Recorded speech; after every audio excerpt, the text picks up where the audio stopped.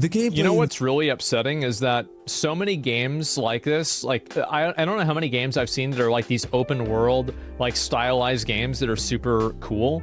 Like Wuthering Waves or like Project Mugen or Genshin Impact.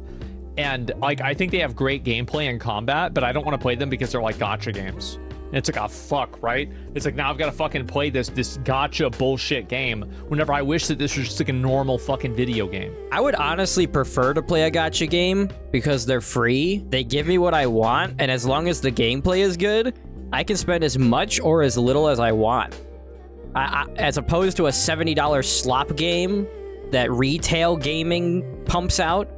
I mean, like, I prefer gacha gaming to retail gaming, because with retail gaming, you have to pay $70 up front for a game that probably isn't even worth $70, or it's a $70 remake that has cut content in it that's sold back to you as DLC, or it has censored content in it that was censored for people that didn't even plan on buying or even playing the game.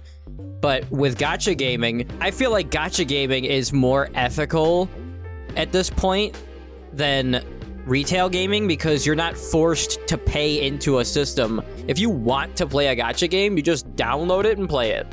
If I want to play a new game, a new retail game, I either have to wait until the reviews come out, or pay $70 for a game that's probably garbage. With a gacha game, you can literally download it and play it, and if you like it, you spend money on it, and if you don't like it, then don't spend money on it. And it's that simple. And if you feel like the game is too difficult and you feel like you're being forced to pay and that grosses you out, then don't pay. But with a retail game, you have to pay the $70 or sit around and wait until you hear that it's bad and then not buy it. But, you know, on one hand, you can play the game yourself for free and figure out if you like it or not, or pay $70, find out that you don't like the game, and it's too late to get a refund on Steam, and if you want it on the console, good luck getting your money back for selling it, because you're gonna get like 2% of it when you sell it to GameStop, if GameStop even is around anymore. The free-to-play model, I don't like, because generally, when it's free to play, it's pay to win. And whether it's you're paying for more roles, you're paying for equipment, you're paying for, you know what I mean? That's how they make their money. So it's not a game you're playing to like experience the game and just you're paying the money up front. Okay, here's the game, and you're accumulating your armor and stuff in the game or whatever it is, what kind of game it is. Versus it's free to download, and then okay, I'm playing it. Oh well, it's gonna be $5 here, and it'll be $10 here. They're never gonna make a really hard gacha game, and the reason why is because whales that spend $1,000 deserve to win. That's the reason. So any single time that you have a game where it's like, oh, well, this is going to be some like really, really, you know, like gacha game, and it's got like all this combat, like you can always expect that it will be easy. See, this is what I don't get, because if you just keep making the game harder and harder, if a character isn't sexually appealing to the whale, but the new character is going to make them better than the free-to-play plebs, they are going to pull. The reason why Genshin isn't getting any more challenging is because Hoyo said that they don't want to add stress on their mint pickers. They don't want to stress the mint pickers out and make them think that they're missing out on content, which to me doesn't make any sense, because if you're picking mint in this game and you don't care that there isn't endgame, then you don't care about the content. So if they add new content, you're just gonna be like, I don't care. I'm just gonna keep picking this mint.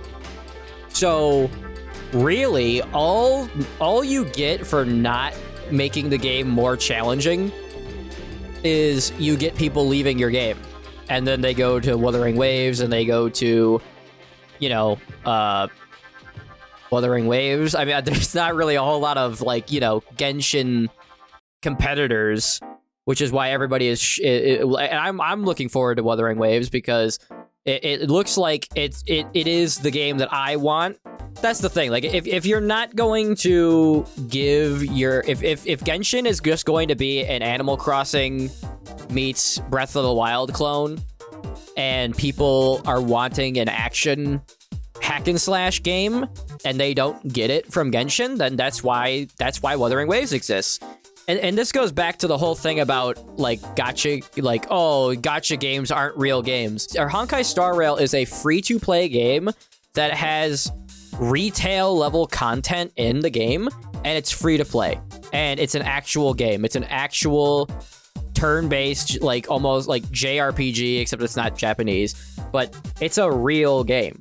So, like, this like, argument of, like, gacha games aren't real games, they kinda are. And in some ways, they're better than retail games because they actually have fan service, they give you what you want, and it's free, so you don't gotta pay $70 up front to find out that the game sucks. The main criticism of gacha games is... It's not actually the gambling that's the main criticism of gacha games. It's the challenging or the difficulty aspect of gacha games is the main criticism of gacha games. And you know how I know that? Because if we just look at the main criticisms for Genshin, which are too much mint and not enough challenge, the main criticism of ZZZ, Zenless Zone Zero, is that there's too much television and not enough game, which basically goes hand in hand with difficulty and challenge.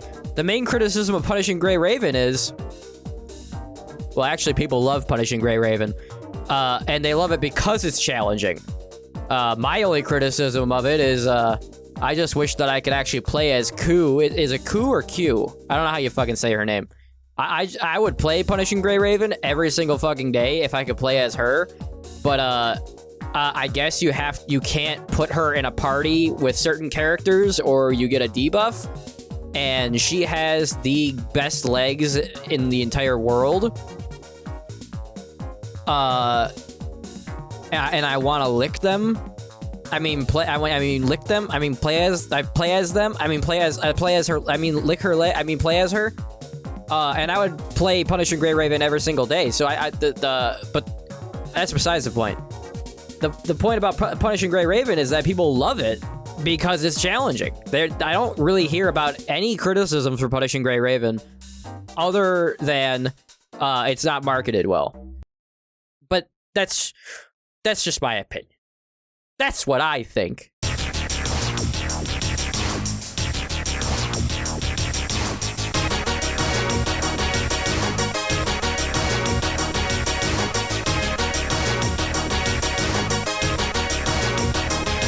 Don't be coming back now.